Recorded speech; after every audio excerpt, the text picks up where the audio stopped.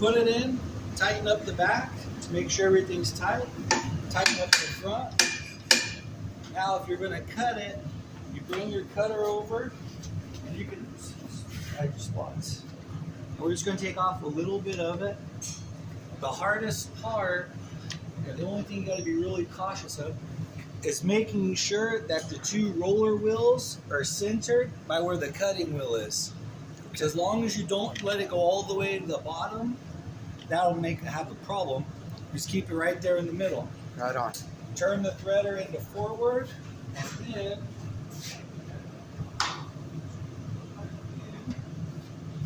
you're basically ready to go. You start cutting it. You do just a little bit of hand pressure, and you can feel it while it's cutting. You kind of see how my hand kind of moves with it.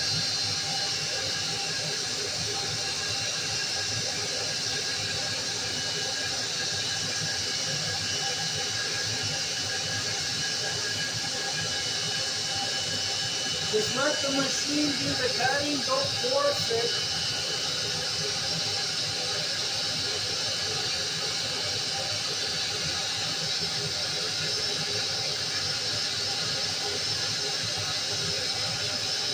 It's almost done there. So now we've got that part done. You're going to drop your reamer down. All you're trying to do is chamfer that inside edge, so you knock off any high spots. So if you pull any wire through it, this is electric conduit, you don't straighten nothing off. So you just go ahead and turn it on, and as you come forward,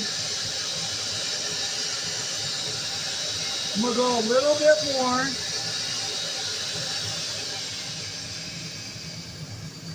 I'm good with that. So you just knocked off any of the high spots.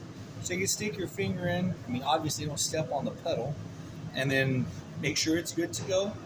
Now once you've cut it, you've reamed it, the next thing you got to do is you're going to set the depth. So on ours, what you got to do is line up the bar with the material that you're cutting. So we're using 1/2 inch.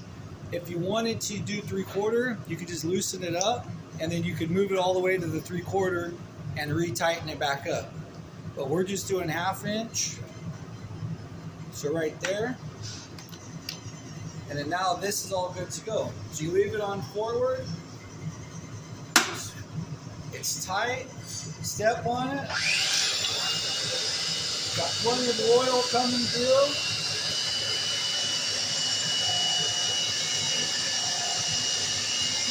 Once it's started, it'll just go itself. You want the end of the conduit to be about right even with the threads of the die. We're a little low on oil. See how it's getting foam in there? So we need to top this off when we're done. You could lift the handle up and slide it back, but it won't clear the threads out. If you put it in reverse, you'll see that it's going to knock off all the threads, and then it'll be real clean when you take it out.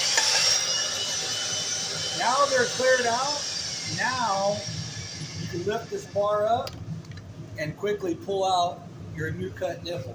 And then when you're looking at it, you basically want 1/2 of whatever your thickness is to the coupling.